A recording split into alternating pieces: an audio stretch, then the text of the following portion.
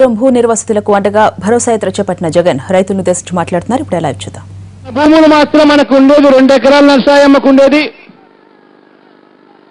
50 సెంట్లు వేరే వాళ్ళకు ఉన్నాయి, 12 సెంట్లు కూడా ఉన్న వాళ్ళు కూడా ఈ గ్రామంలో చాలా మంది ఉన్నారు. వీళ్ళ భూములు మాత్రం గద్దల్లా లాక్కునే దానికి సిద్ధమయ్యారు ఈ చంద్రబాబు నాయుడు గారు. నిజంగా మానవత్వం ఏమైనా ఉందా ఈ మనిషికి అని అడుగుతా ఉన్నా నేను. 9,000 రూపాయలు గజం అంటే 2,70,00,000 రూపాయలు ఎకరా. వాళ్ళకేమో 2,70,00,000 రూపాయలు అమ్ముకునేదానికి అవకాశం ఇస్తారు. నర్సాయమ్మకేమో 2 ఎకరాలు బలవంతంగా భూములు లాక్కునేదానికి అన్ని రకాల కార్యక్రమాలు చేస్తారు.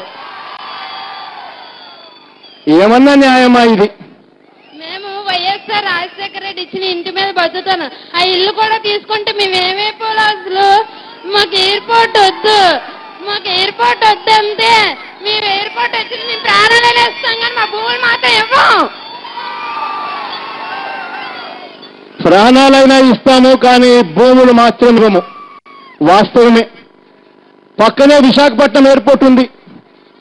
ఎయిర్పోర్ట్స్ అథారిటీ ఆఫ్ ఇండియా చట్టము ఇంకొకటి ఏం చెప్తాయనంటే, ఎయిర్పోర్ట్ ఒకటి ఉంటే ఆ ఎయిర్పోర్టుకు 150 నాటికల్ మైల్స్ అవతలనే ఉంటే, 150 కిలోమీటర్ల అవతలనే ఉంటే మాత్రమే మరో ఎయిర్పోర్ట్ కట్టేదానికి అవకాశం ఉంటుంది అని.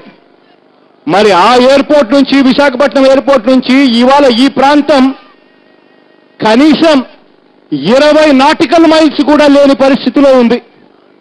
మరి 20 నాటికల్ మైల్స్ కూడా లేకపోతే అంటే 20 అంటే ఒక నాటికల్ మైలు 1.852 కిలోమీటర్లు అన్నమాట. అంటే 20 నాటికల్ మైల్స్ అంటే దాదాపుగా 45 కిలోమీటర్లు కూడా ఉండవు. అటువంటిది పక్కన ఎయిర్పోర్ట్ ఉంటే ఆ ఎయిర్పోర్ట్ వద్దట ఇక్కడి నుంచి భూములు తీసుకొని పోవాలట. ఆ ఎయిర్పోర్ట్ విశాఖపట్నం ఎయిర్పోర్ట్ 980 ఎకరాలు.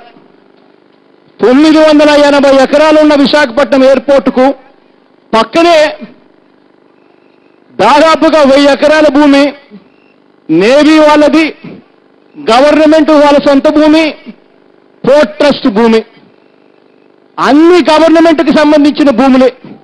దాదాపుగా 1000 ఎకరాలు ఉంది. ఈ ఉన్న విశాఖపట్నం ఎయిర్పోర్ట్ 980 ఎకరాలు. ఆశ్చర్యం ఎక్కడ అనిపిస్తుంది అనంటే, మనకన్నా పెద్ద రాష్ట్రం చెన్నై, తమిళనాడు. చెన్నైలో ఉన్న ఎయిర్పోర్టు కేవలం 1280 ఎకరాలలో ఎయిర్పోర్ట్ నడుస్తూ ఉంది. ఇంకా కాస్త కిందికి పోతే కేరళ వస్తుంది. Cochin airport Kerala capital. కేరళకు రాజధాని కొచ్చిన్. కొచ్చిన్లో ఎయిర్పోర్ట్ ఉంది. 800 ఎకరాలలో ఆ ఎయిర్పోర్ట్ నడుస్తూ ఉంది. బాంబే, దేశానికే పెద్దగా చెప్పుకుంటాం బాంబే ఫైనాన్షియల్ క్యాపిటల్ అని చెప్పి. ఆ బాంబేలో ఎయిర్పోర్ట్ కూడా 2000 ఎకరాల లోపే బాంబే ఎయిర్పోర్ట్ కూడా ఉంది. మరి కేరళ ఎయిర్పోర్ట్ 800 ఎకరాల లోపే, చెన్నై ఎయిర్పోర్ట్ 1280 ఎకరాల లోపే. చివరకు మన ప్రధానమంత్రి నరేంద్ర మోడీ ఎక్కడి నుంచి వచ్చాడో మీ అందరికీ తెలిసే కదా, గుజరాత్ నుంచి. ఆ గుజరాత్లో అహ్మదాబాద్లో ఉన్న ఎయిర్పోర్ట్ ఎన్ని ఎకరాల్లో ఉందో చంద్రబాబు నాయుడు గారికి తెలుసా అని అడుగుతా ఉన్నా. 960 ఎకరాలలో గుజరాత్లో ఎయిర్పోర్ట్ ఉంది. అహ్మదాబాద్లో పక్కన విశాఖపట్నం ఉంది, 980 ఎకరాలు ఉంది. ఆ ఎయిర్పోర్ట్లో ప్రయాణికులు 15 లక్షల మంది కూడా ప్రయాణికులు చేయలేరు. అయినా కూడా ఇంకా ఆశ్చర్యం అనిపించే విషయం ఏంటంటే, 2013లో ఎయిర్పోర్ట్స్ అథారిటీ ఆఫ్ ఇండియా వాళ్ళు అక్కడ కల్పనా చేది అని executive director airports authority of India, ఈ కల్పనా చేది అని ఆవిడ ఒక రిపోర్ట్ ఇచ్చింది 2014 ఎన్నికలకు ముందు. Airports authority of India executive director Kalpana చేది ఈవిడ కేంద్ర ప్రభుత్వానికి, సివిల్ ఏవియేషన్ మినిస్ట్రీకి ఈ రిపోర్ట్ ఇచ్చింది. ఈ ఉన్న ఎయిర్పోర్టును airport authority of India navy ఆధ్వర్యంలో జరుగుతూ ఉన్న విశాఖపట్నం ఎయిర్పోర్టును ఇంకా పెద్దది చేస్తాం. ఇప్పుడు 3 ఏరో బ్రిడ్జిలు ఉన్నాయి, దానికి మరో 3 ఏరో బ్రిడ్జిలు యాడ్ చేస్తాం. ఇప్పుడు ఉన్న 2 బిల్డింగులు డొమెస్టిక్ టెర్మినల్, ఇంటర్నేషనల్ టెర్మినల్ ఇంకా పెద్దవి చేస్తాం. రన్వేను కూడా 10,000 అడుగులు ఉన్న రన్వేను 12,500 అడుగులకు కూడా చేసే పరిస్థితి ఉంది.